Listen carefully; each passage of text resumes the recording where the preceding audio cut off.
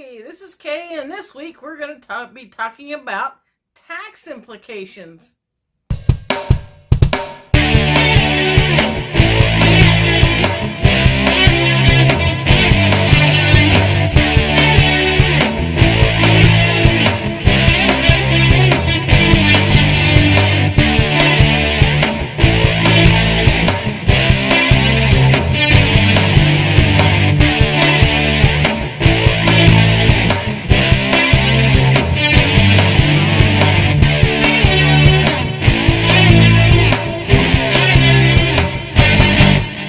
Why do I need to know about tax laws?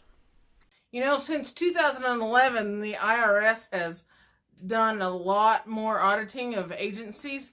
And when the agencies get audited, you have a chance of your files being pulled or them looking at your pay rates. And therefore, you may even get audited if your agency gets audited. So that's why it's really important for you to understand the tax laws to make sure that you know what you should be doing and what the agency should be doing. You know, a lot of times the recruiters don't even understand all of the tax laws, so you really need to try to understand.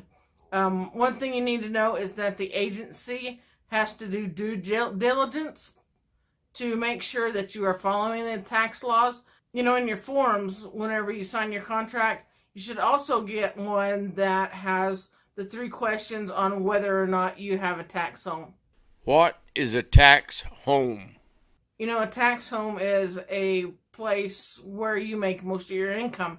Unfortunately, as a traveler, we don't make most of our income at any one place. So because we're so mobile and moving all the time, we count the area that we have ties to.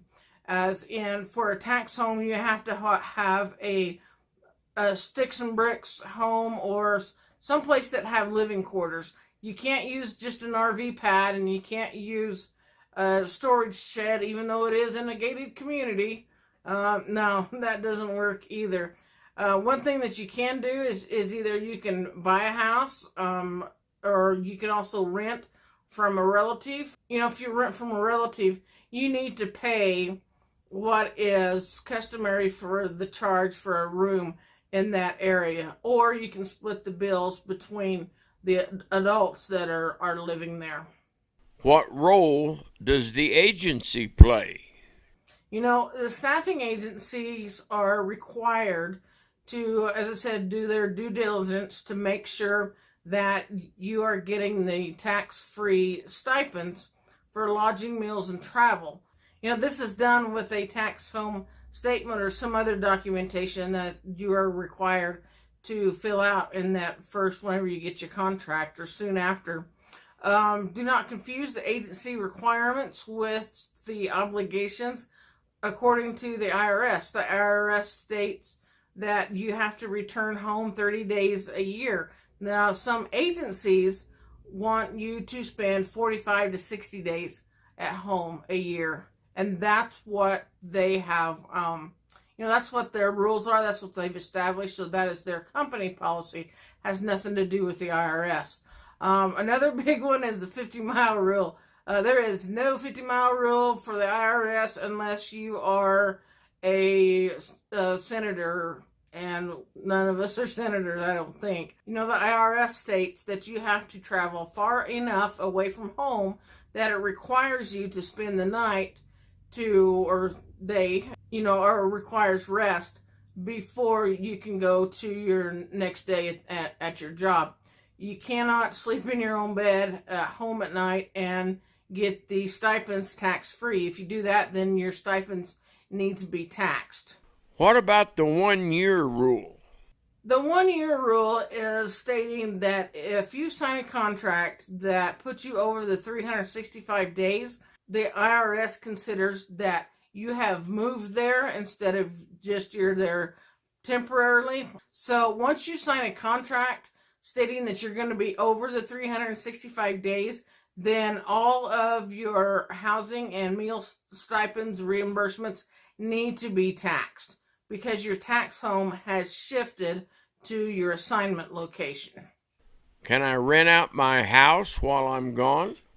You cannot rent out all of the house, but you can rent out part of the house. My best friend needed to rent a place for a while, and so they rented our house, and we gave them 2 bedrooms and kept the one for us.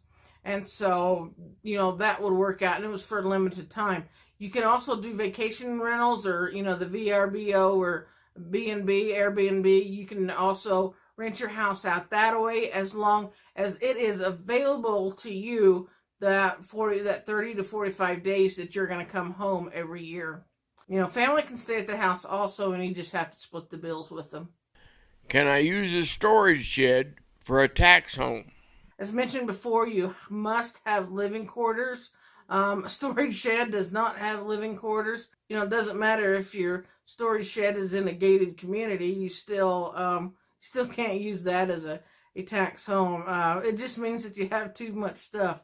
There's a trend now to make storage sheds tiny houses. Now that would work if you had your storage shed tiny house on a piece of land, but you have to have sleeping quarters and a bathroom and a kitchen to have that. In fact, tiny homes are a great idea to put out on a piece of land or out by the lake and come back to it whenever for your 30 or 45 days. The thing about it is that you cannot take the tiny home with you. So what I would suggest is putting a tiny home out by the lake and then taking your RV with you to do travel nursing.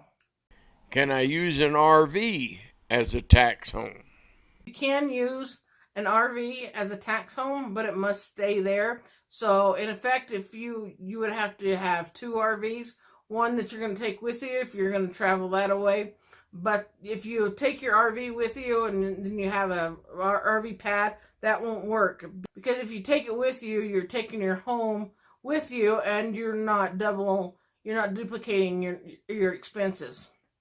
Another idea would be to put a park model on a little piece of property and use it come back home to the park model. In some places in Arizona and Florida, they have houses that are built on site, and you have an RV pad right there beside your home. I do want to acknowledge that all this information was taken from my book, Highway Hypodermics, Travel Nursing 2019. It is available on Amazon. I have put a link to it in the notes. Although I am the author of the book, the author of this chapter is Joseph Smith. He's an enrolled agent and has a master's in taxation. For more information, please check out Joe's website at traveltax.com.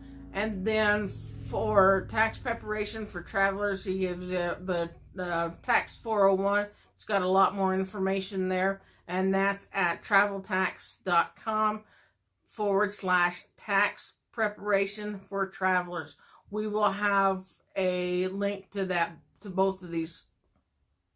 We'll have all 3 of those links at the bottom of the page. So, all right, guys, thank you again, and we'll see you next week. Bye.